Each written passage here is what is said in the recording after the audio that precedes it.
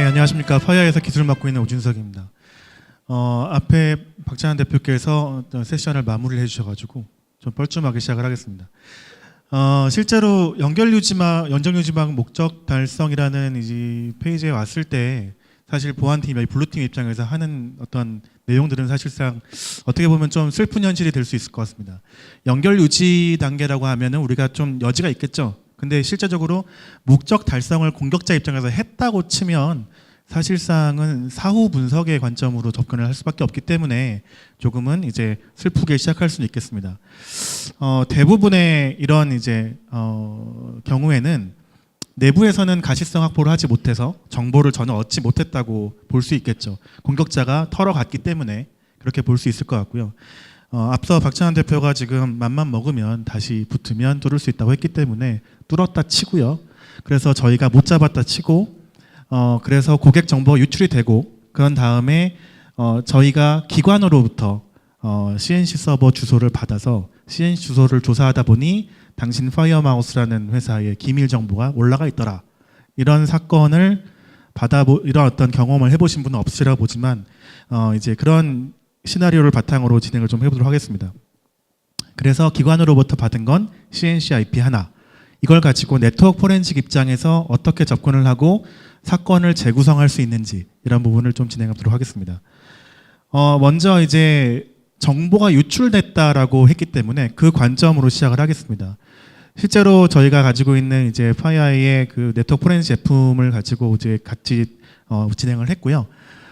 해당 날짜를 좀 세팅을 한 다음에 그 내부에 불필요한 어떤 내부로 잘 알려진 그런 이제 저희가 알고 있는 시스템들 IP는 제외를 하고 외부에 아까 전달받았던 CNC 주소 54.249.83.50이라는 IP를 가지고 검색을 해봅니다.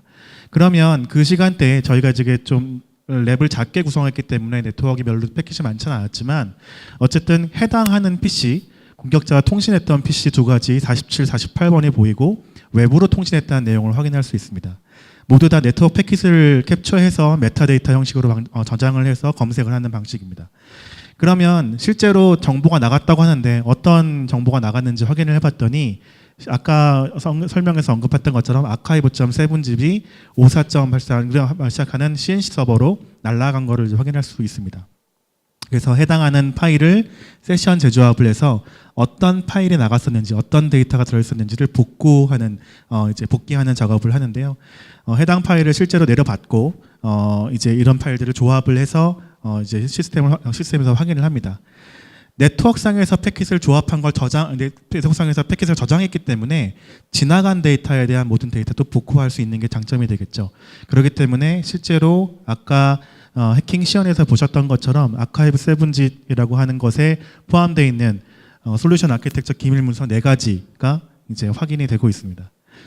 일단은 이렇게 4건의 문서가 나갔다고 하고 이제 그러면 거기에 대해서 이제 블루팀 입장에서는 기업 대응팀에게 이제 얘기를 하고 뭔가 이제 어떤 프로세스적인 어떤 일들을 진행을 하게 되겠죠. 그러면 이 48번이라는 PC에서 archive.7zip이 나갔는데 이게 어떻게 나갔는지를 아까 말한 그 관성을 거부하는 그런 이제 보안팀이라면 조사를 해봐야겠죠. 그리고 또 하나는 사고가 났기 때문에 아마 여러분들도 임원진들이나 경영진들에게 보고를 하셔야 될 겁니다. 그런 내용들을 하기 위해서 침해 호스트의 경로를 네트워크에서 확인을 해봅니다. 똑같은 조건 CNC와 통신한 IP 중에서 48번 IP를 특정 지어 보겠습니다. 19168 10.48번을 이제 소스로 하는 이제 그 네트워크 패킷을 조합을 했더니 그리고 아까 웹 통신을 통해서 CNC와 계속 왔다 갔다 데이터를 주고받았기 때문에 그 내용을 바탕으로 봤더니 실제로 네트워크상에서 다운로드 받고 했던 모든 URI가 나오게 됩니다. 해당 URI가 나온다는 얘기는 호스트, 감염 호스트와 CNC가 네트워크 그런 행위를 했다는 거죠. 그렇기 때문에 해당 내용들을 조합하기 위해서 필터링 조건을 선택을 하고요. 그 다음에 해당되는 내용을 역시나 재조합을 통해서 파일을 추출해냅니다. 파일을 추출해내는 이유는 여러 가지가 있겠죠. 공격 툴로 쓰여진 어떤 악성 코드를 리버싱을 해서 대응 방안을 마련하던가 아니면 그게 우리 쪽 백신에서 검출되는 것인지 왜 안 되는 것인지를 확인하기 위한 여러 가지 액션들이 필요하겠죠. 마찬가지로 조합된 패킷들 util.7zip, 뭐 7zip DLL, 뭐 7zip EXE라고 하는 파일들, 이런 파일들을 조합을 실제로 하고요. 조합을 해서 떨어지는 그 패킷 조합된 파일들을 악성 코드로 의심이 되기 때문에 내 PC에 들어와서 실행을 시켜볼 수는 없을 겁니다. 그렇기 때문에 저희 쪽에 연계된 AX라고 하는 분석 장비와 연동을 해서 그 분석 장비에게 해당 파일을 보내게 됩니다. AX라는 장비는 저희 그 NX나 EX를 쓰시는 것처럼 샌드박스 기법으로 행위 기반으로 파일을 분석하고 행위 내용을 도출하는 이제 그런 장비인데요. 이렇게 연동된 기반으로 요청을 하면 해당되는 아까 DLL이나 7zip EX는 util 파일이기 때문에 악성이 아닌 것으로 나오고 util.7zip이라고 하는 이제 파일이 윈도우 7에서 악성 행위를 하는 것으로 확인되고 그 중에 워치독이라는 파일이 들어있음을 확인할 수 있습니다. 지금 이제 제가 정리해드린 내용은 사건의 재구성이라고 볼 수 있습니다. 역으로 가는 겁니다. 데이터 유출을 확인하고 그 다음에 데이터 유출했던 호스트가 어떻게 감염됐는지 지금 정황으로 보면은 48번 호스트는 util.7zip 안에 있는 워치독이라는 EXE와 관련된 어떤 행위로 인해서 네트워크 관점에서 보는 겁니다. 행위로 인해서 감염이 됐다고 볼 수 있고요. 그러면 이제 또 하나의 호스트가 있죠. 실제로 또 하나 아까 처음에 2대 호스트 중에 47번 호스트도 트래픽을 발생을 했었기 때문에 해당하는 47번은 어떠한 방식으로 감염이 됐는지를 확인해 보기 위해서 또다시 한번 소스 IP를 19168.10.47로 할당을 하고 검색을 하게 됩니다. 이 호스트는 자료 유출은 없었죠. 그렇지만 CNC와 통신했던 내역은 확인이 됐습니다. 그러면 통신을 한 다음에 왜 감염이 됐고 어떤 짓을 했는지를 확인해 볼 필요가 있을 것 같습니다. 똑같은 방식으로 웹 통신에 대한 이제 이력들을 확인해 보면 저기 보시면 util.7zip 우리가 아까 봤던 exe DLL도 있지만 malwareLike.exe라고 하는 파일도 URI 값으로 넘어온 걸 볼 수 있죠. 해당하는 파일들이 분명 감염에 사용됐을 거라고 예상할 수 있습니다. 왜냐하면 48번 호스트에서 util.7zip이 악성으로 확인됐기 때문에 유사한 IP로 확인했을 때 그런 해당하는 내용들을 분석하고 조합할 수 있겠죠. 이 역시 마찬가지로 조합을 해서 해당하는 malwareLike EXE를 AX로 분석을 시킵니다. 그럼 당연히 이제 악성 코드로 지금 우리가 앞에 두 세션에서 공격되는 행위를 봤기 때문에 알 수 있듯이 AX 역시 악성으로 탐지를 하게 됩니다. 행위를 바탕으로 악성을 탐지하기 때문에 탐지명은 malware.binary가 되고요. 공격자의 PC인 서버인 54.249.83.50으로 CNC로 예상되는 패킷을 주고받는 것을 볼 수 있습니다. 받게 되는 것을 볼 수 있습니다.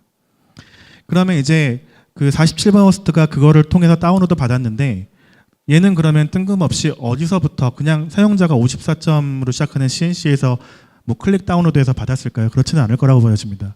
그렇기 때문에 이 호스트가 48번으로 할 수도 있겠지만 47번으로 이 호스트가 해당 malwareLike EXE를 받은 시점으로 딱 시간을 좀 좁히고요.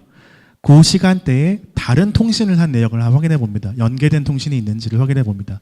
소위 헌팅의 과정이라고 이해해 주시면 좋을 것 같은데요. 그냥 인사이트를 가지고 아까 보안을 잘 하시는 분들이 이제 그런 것들을 헌팅하는 것처럼 진행을 하게 되면 웹 통신을 통해서 실제로 그 시간대에 CNC IP 외에 다른 IP가 보여지는 것을 볼 수 있습니다. 실제로 35.184.213.141과 그 다음에 bit.ly라고 하는 숏 URL이 일단 통신한 내역에 보여지고요. 그 내용들을 일단 시간 타임으로 좀 이렇게 나래비를 시켜보니까 1초 상관으로 지속적으로 통신을 동시에 했다는 걸 볼 수 있습니다. 저희 NX나 NX를 특히 쓰셨던 고객들은 예상을 하시겠지만 이 정도 되면 초기에 오실 겁니다. 뭔가 익스플로잇을 위한 이용한 드라이브 바이 다운로드 공격이 있지 않았을까 예상을 할 수 있을 거고요. 그걸 확인하기 위해서 세션을 조합합니다. 그리고 해당하는 웹 세션에서 받아졌던 그 페이지들을 다시 재구현을 해봅니다. 콜백으로 예상되는 것은 666에 관한 키워드를 가지고 있는 단편적인 문서로 확인됐고요. 그리고 두 번째 script.html 아까 35점으로 시작하는 IP에서 발견되었던 그 통신 내역 중에 script.html이 있었는데요. 그 문서의 내용 소스를 보다 보니까 실제 소스 내용 중에 펑션 exploit이라고 하는 아규먼트 펑션이 들어가 있는 걸 볼 수 있습니다. 그리고 그것은 wscript.shell을 구동시키기 위한 어떤 익스플로이팅 코드라고 볼 수 있을 것 같고요.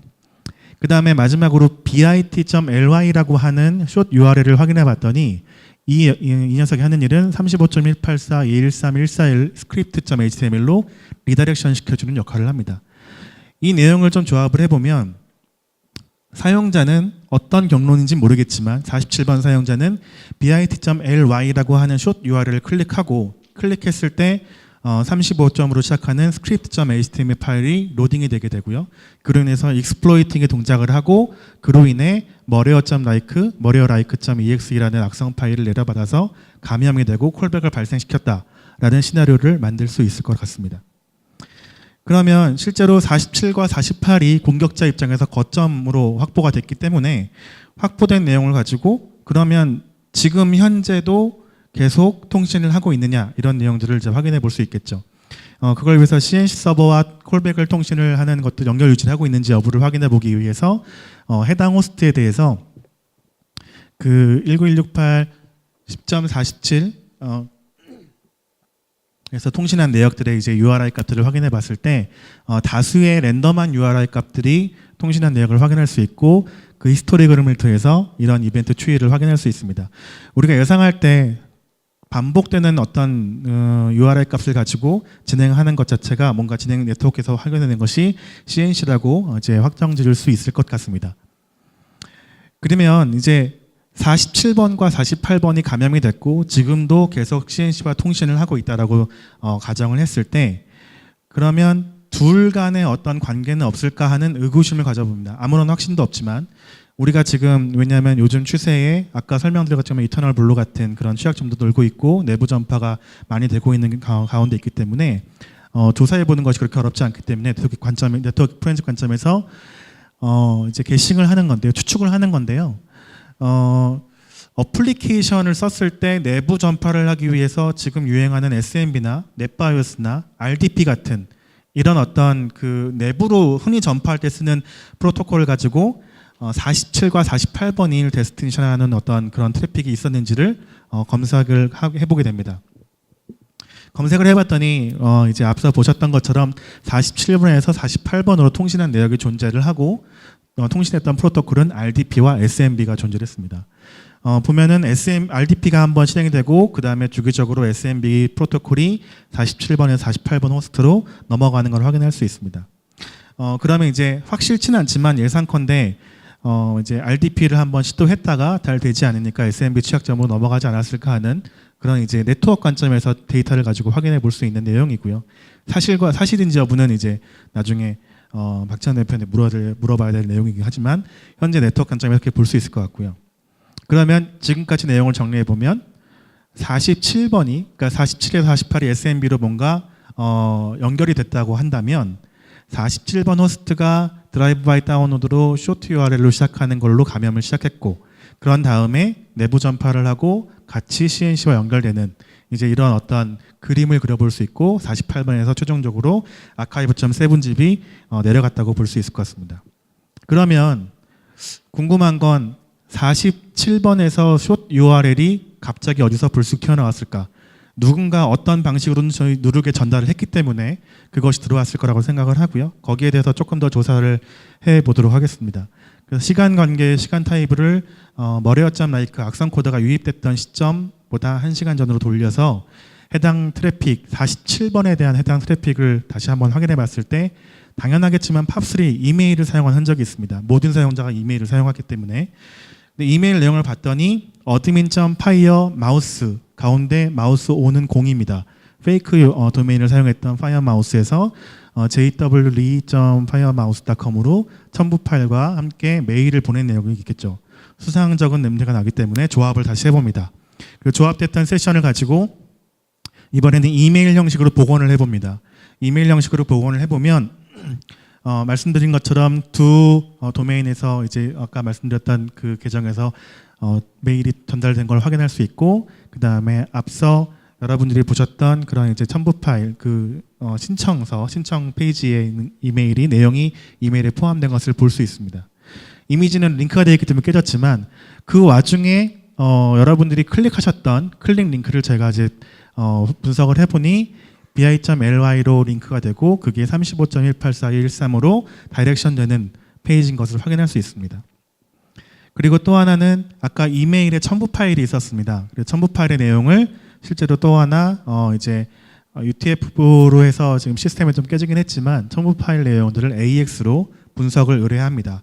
그러면 이제 앞서 보신 것처럼 악성 매크로를 사용했던 문서라고 하셨기 때문에 AX도 동일하게 해당 파일을 악성으로 검출을 하게 되고요. 분석 결과를 간단하게 보면 이제 포럼 참석자 등록 양식이라고 하는 파일이 이제 휴리스틱 매크로 엑셀이라고 하는 어떤 탐지명으로 확인이 되는 것을 볼 수 있습니다. 이제 이 내용들을 확인했을 때 사실 이렇게 깔끔하게 떨어지기가 사실 쉽지는 않습니다. 네트워크를 확인했을 때 저희는 이제 제한된 네트워크 안에서 내부망을 모두 다 네트워크 트래픽을 모니터링하고 있기 때문에 아까 내부 전파 같은 것도 확인할 수 있었겠지만 기업에서는 이렇게 쉽지 않을 수는 있겠지만 최대한 그 내용들을 정리를 해보면 사건을 재구성할 수 있고요. 지금 보시는 타임라인과 같이 최초 유입됐던 이메일부터 그 다음에 정보 유출되는 단계까지의 트래픽들을 다 확인해서 적어도 윗선에 보고할 때 이런 내용들 가지고 공격을 당했고 그래서 우리가 이런 대응을 하고 있다라고 하실 수 있는 어떤 그런 여지가 있을 거라고 보여집니다. 그리고 또 하나는 지속적으로 연결되는 콜백을 확인했기 때문에 그 내용들을 차단할 수 있는 방법들도 마련할 수 있고요. 근데 이제 사실 저희가 NX나 EX 같은 장비들을 뭐 없다고 얘기할 수는 없기 때문에 그런 내용들을 가지고 시작한다면 지금 제가 보여드렸던 그런 내용들보다는 좀 더 쉽게 이벤트의 내용들을 참조하셔서 분석할 수 있는 시작점이 될 거고요. 조금 더 모래더미에서 좀 더 쉬운 시작점을 가지고 시작할 수 있는 게 있을 거고 또 하나는 이제 CN과 같은 장비에서 보는 것처럼 이벤트의 조합들을 보시면 좀 더 확인하기가 쉬울 것 같습니다. 근데 이런 내용들은 비단 저희 어떤 파이어의 장비뿐만 아니라 심과 같은 통합 관리 솔루션에서도 가시성을 확보하기 위해서 모든 것들을 좀 연동해서 확인하시고 그 아까 박수정께서 중간 단계에서 말씀하신 것처럼 타임라인에 의한 분석들을 할 수 있는 그런 여지들을 가지고 가셨으면 좋을 거라고 생각합니다. 제가 이제 마지막으로 끝내기 전에 말씀드리고 싶은 건 정신없이 세션이 지나갔지만 그 내용 중에서 보시면 실제 악성 코드라고 하는 부분들은 그렇게 많이 발견되지 않았습니다. 대부분 툴들이고요. 그것들을 활용하는 기법, 공격자의 기법에 의해서 감염이 되고 하는 정도 많이 발생합니다. 그렇기 때문에 호스트에 대한 가시성이든지 네트워크에 대한 가시성을 확보하는 것이 실제적으로 보안에 대한 위협을 대응하고 실체를 확인하는 데 큰 도움이 될 수 있을 거라고 생각합니다. 제가 준비한 세컨은 여기까지입니다. 감사합니다.